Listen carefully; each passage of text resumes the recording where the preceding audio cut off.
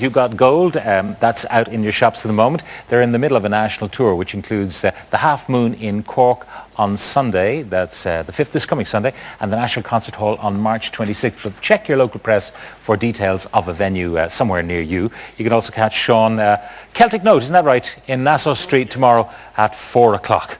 Thank you very much, Sean Kane and the gang, for being with us tonight. Now, my next guest has experienced vicious bullying, manic depression, eating disorders, obsessive compulsive disorder and extreme cosmetic surgery.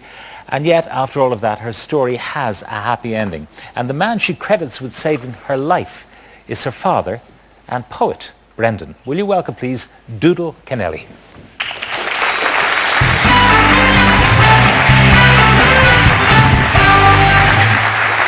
Hi. Hi.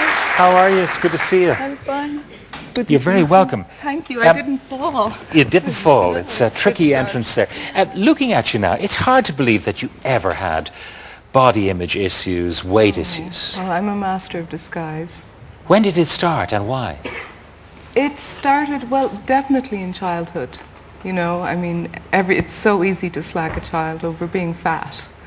And I had other kind of differences going on. And so I always was aware that I wasn't, you know, small like the other little girls. And where was your schooling? Was it here or in the States? I went to, I think, 6 or 7 different schools.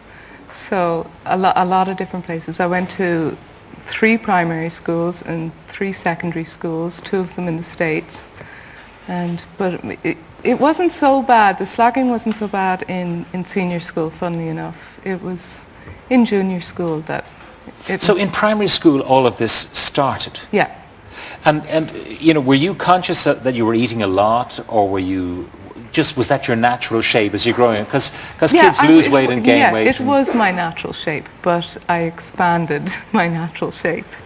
You know, I mean, my mother was a marvelous cook, apart from being an amazing academic. But, you know, I didn't know that side of her at the time, and I would just eat all the food she made, then secret away half of it and bring it up to my bedroom. I'm sure she must have known, in a tin under the bed, and stuff my face.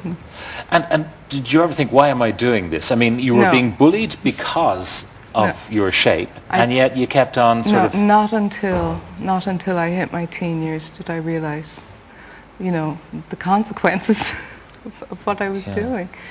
And at one point you figured that you'd almost get your revenge in the world by eating more, not less. Yeah. Well, it was just like, you know, I'll be damned. You know, if I do, and if I don't, I'm just going to do it. And it does have such a satiating effect. It really does make you feel better, food. I mean, if I could now, I would live on chocolate, red wine, and coffee. Nothing else, you know. But that's not healthy. No, it's not. You're not getting your vitamins and so all I the rest of don't, it. but I would if I could. So how heavy did you become? What are you talking? In your teenage years, you know, when you were in teenage years? secondary school. Probably up to about 15 stone, and I'm only 5'4", and I have tiny bones, so I was big. You know, I was really big. And then, why and how did you decide to change all that? Boys. Boys. Yeah.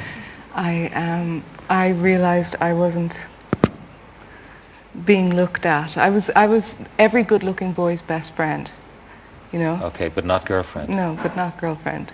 And it broke my heart that they would come to me and talk to me about the girls they loved and they fancied, and it was never about me. You were the pal. I was the pal. I was one of the boys. Opened their hearts to. Yeah.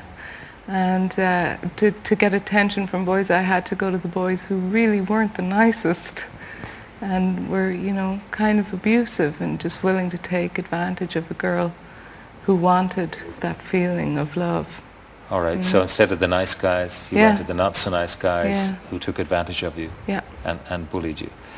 But you did decide to take your body in hand, and it seems to me, knowing a little bit about your life, that you did it like everything else. 2 extremes. Yes. I've never known how to do anything. Just a little bit.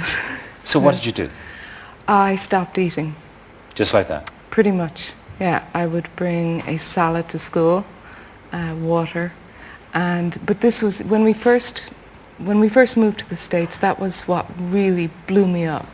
My dad was here, he was in Pats, he was drying out, and my mom wanted to get to the States and start her own life, and I just felt torn. And I knew I couldn't stay in Ireland for practical reasons.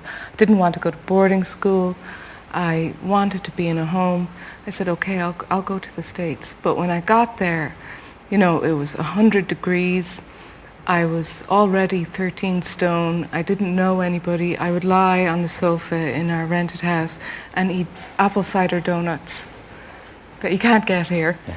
And this was comfort food. yeah, just all summer long, because we moved in the summer. I would just eat and eat and eat and eat and eat. And I literally became a beached whale.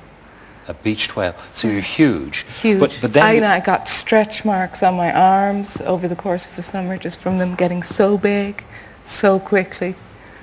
And just didn't know how to stop. But then when you did stop, because you know, your desire to make it with the guys, you did it as drastically, if you like, as you'd been feeding yourself. Well, you starved yourself. It had never occurred to me to diet. And once I did, because I was so heavy, the weight just started to fall off. I was like, well, if it's falling off this easily with me just dieting, if I cut it back even more and if I exercise, surely it'll go even faster. And it did go. And it did go. How fast? I went from about 15 stone, first of all down to 10 stone between September and December. What? Yeah. 5 stone in just a couple of months? Yeah. And then I went from December fairly quickly down to about 7. 7 stone? Yeah. So this is well below what your natural weight might rightly be. So my doctor tells me. Yeah. Did you know that you were in a very unhealthy state at this point? No. Where were you living at this time? I was in the States at the time. I would come back to see my dad, you know, whenever I could, whenever school And what allowed. did your dad make of you? Because he's a man, I've known him for so many years. Yeah. This man, I would suggest, likes his food. He does like his food. Yes. Yeah. But actually he doesn't eat as much as you think, you know. No, but he likes his grub. He wouldn't be one now for the lettuce and water. Well, I think when he first saw me that Christmas, I was 10 stone and I looked healthy. I looked well, and I think he was really delighted for me that I wasn't as miserable and in myself and, you know, covering. I mean, I wore sacks, you know. Yeah. I've never really exposed any flesh at all, but I really wore sacks, and I think he was really pleased to see me come out of myself a little bit. But then over the course of the next year, when I went down to a really unhealthy weight, the 7 stone, even maybe 6.5, I'm not sure, I got really sick, and my mom didn't know how to cope, and it did become a life or death situation. You credit your father, though, with bringing you through. Now, he had a very unusual therapy, which involved Bewley's Oriental Cafes. It did. Well, he came over to the States, and my mum rang him and she said, you know, Doodle's really, really sick. You're not going to believe it until you see it. I was tiny. I mean, my skin cracked when I made a fist because I was so dehydrated. And he said, I'll be there tomorrow. And he flew over. He was in Boston Airport 24 hours later. And myself and himself booked into a motel. And we stayed there for a week. And on the first day we were there, I ate a bagel. One bagel? One bagel, that was a huge amount for me. And the second day I ate a bagel and a little bit more. Maybe I had some cream cheese on it. And then he's like, I think I'm going to bring you home. I think you need to come back to Ireland. So he brought me back, and he put me in a flat, because I couldn't live in Trinity. Yeah.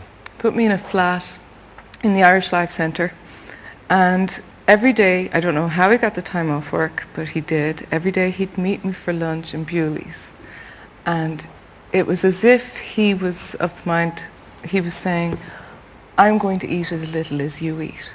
If you're going to do this to yourself, I'm going to do it with you. And every day we'd go there and we'd pick at lettuce together, and we'd meet all the characters of Dublin, and it was a wonderful time, really. But he actually only ate Only what you ate would what eat. I ate, yeah. And gradually, a And little bit more. I think I felt a little guilty, you know. You're starving your father to death. But, you know, I'm sure he went home and stuffed his face in the evenings, but it didn't occur to me that he might have done that.